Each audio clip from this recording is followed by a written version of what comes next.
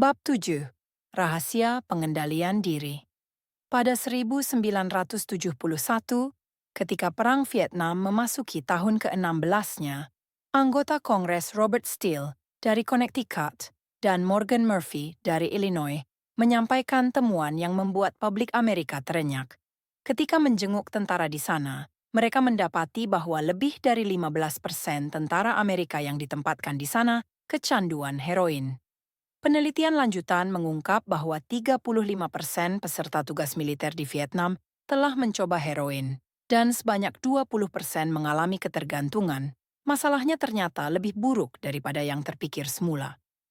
Temuan itu menimbulkan kehebohan di Washington, termasuk pembentukan Special Action Office of Drug Abuse Prevention yang dipimpin langsung oleh Presiden Nixon untuk memasyarakatkan pencegahan dan rehabilitasi serta melacak anggota tentara yang ketagihan sewaktu mereka pulang. Lee Robbins adalah salah seorang peneliti yang ditugasi.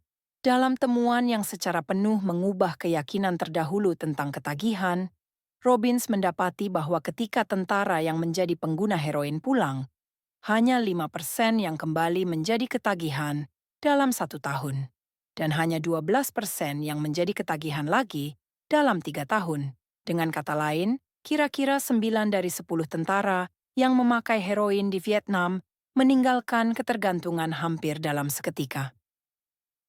Temuan ini bertolak belakang dengan pandangan banyak orang pada masa itu yang menganggap ketagihan heroin bersifat permanen dan tidak dapat dipulihkan.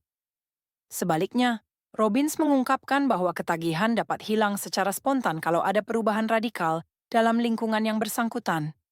Di Vietnam, tentara menjalani hari bersama petunjuk-petunjuk yang memicu pemakaian heroin. Barang itu mudah didapatkan. Mereka terus berada dalam suasana perang yang memicu stres.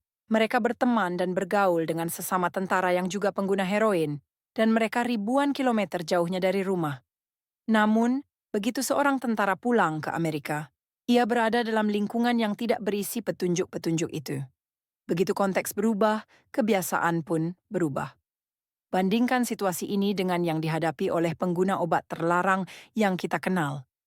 Seseorang menjadi pecandu di rumah atau ketika bersama teman, pergi ke klinik untuk dibersihkan, yang menjauhkan mereka dari semua rangsangan lingkungan yang mendukung kebiasaan tersebut.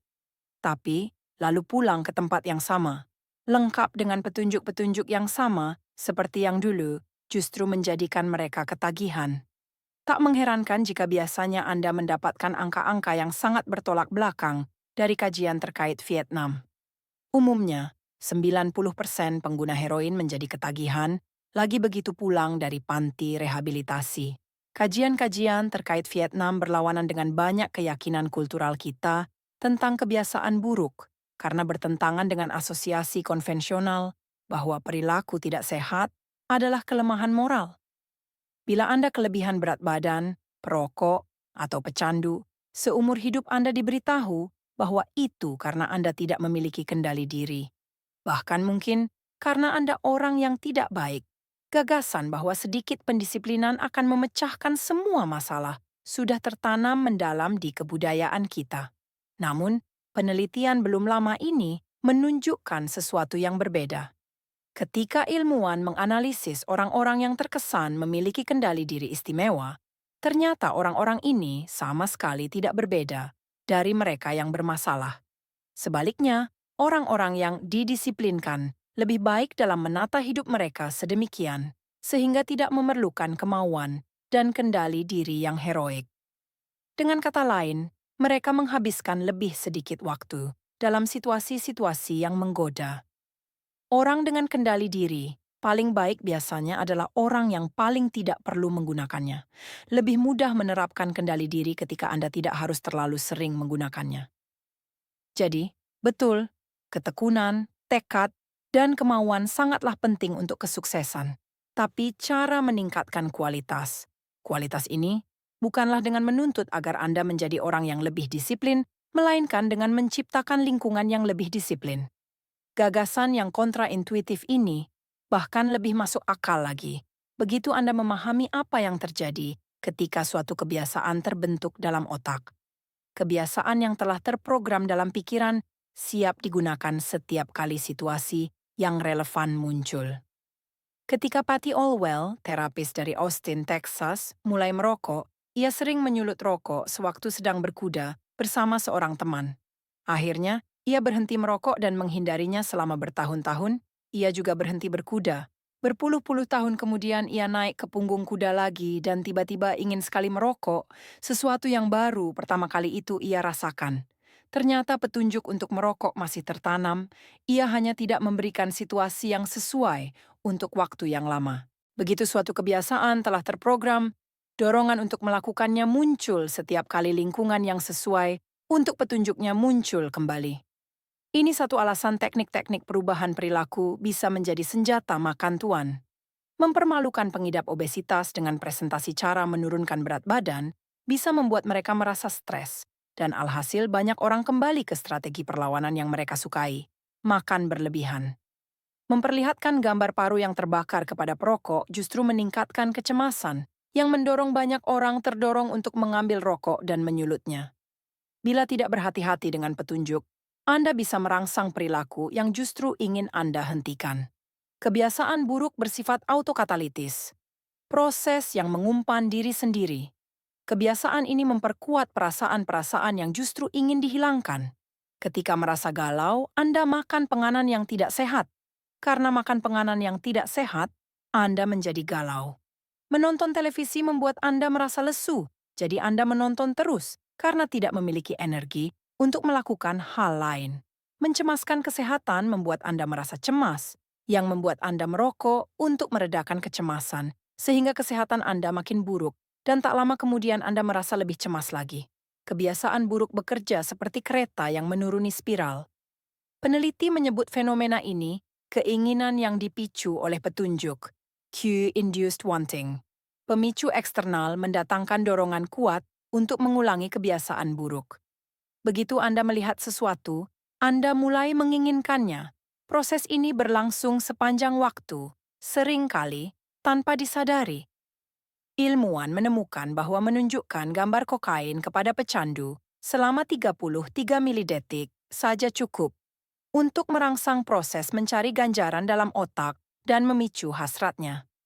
Paparan itu berlangsung begitu singkat untuk dicatat oleh otak secara sadar. Sang pecandu bahkan tidak mampu mengatakan apa yang telah mereka lihat. Tapi gambar tersebut tetap memproses kemunculan hasrat terhadap obat bius. Berikut kesimpulannya, Anda bisa menghentikan kebiasaan, tapi Anda mustahil melupakannya. Begitu ceruk kebiasaan terpahat di otak Anda, kebiasaan itu hampir mustahil dihilangkan sepenuhnya, bahkan seandainya tidak dipakai cukup lama. Dan itu berarti semata menghindari godaan adalah strategi yang tidak efektif. Sulit mempertahankan sikap zen dalam hidup yang penuh dengan interupsi. Perlu terlalu banyak energi untuk melakukannya. Dalam jangka pendek, Anda dapat memilih mengatasi godaan. Dalam jangka panjang, kita menjadi produk lingkungan tempat kita tinggal. Secara kasar, saya tidak pernah melihat orang yang secara konsisten bertahan dengan kebiasaan-kebiasaan positif di tengah lingkungan yang negatif. Pendekatan yang lebih andal adalah menghilangkan sumber kebiasaan di sumbernya. Salah satu cara paling praktis untuk menghilangkan kebiasaan buruk adalah mengurangi kehadiran di lingkungan dengan petunjuk-petunjuk yang menyebabkannya.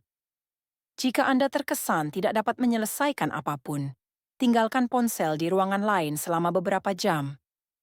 Jika Anda terus merasa bahwa Anda tidak cukup sukses, berhenti mengikuti akun-akun media sosial yang memicu kecemburuan dan rasa iri. Jika Anda menghabiskan terlalu banyak waktu untuk menonton televisi, pindahkan pesawat televisi dari kamar tidur. Jika Anda menghabiskan terlalu banyak uang untuk alat-alat elektronik, berhentilah membaca ulasan tentang produk teknologi terbaru. Jika Anda terlalu banyak bermain video game, copot kabel konsol dan simpan di lemari setelah dipakai. Praktik ini merupakan kebalikan dari kaidah pertama perubahan perilaku. Sebagai ganti menjadikannya terlihat, Anda dapat menjadikannya tak terlihat. Saya sering dikejutkan oleh betapa efektif perubahan-perubahan sederhana seperti ini bisa efektif. Hilangkan petunjuk, maka kebiasaan seringkali hilang seluruhnya. Kendali diri adalah strategi jangka pendek, bukan jangka panjang. 1-2 kali Anda mungkin bisa menolak godaan, tapi mustahil Anda dapat mempertahankan kemauan, mengatasi hasrat Anda sepanjang waktu. Daripada mengerahkan kemauan kuat, baru setiap kali ingin melakukan hal yang benar, energi Anda lebih baik dikerahkan untuk mengoptimalkan lingkungan. Ini rahasia pengendalian diri. Petunjuk-petunjuk untuk kebiasaan baik harus dijadikan terlihat, tapi petunjuk-petunjuk untuk kebiasaan buruk harus dijadikan tak terlihat.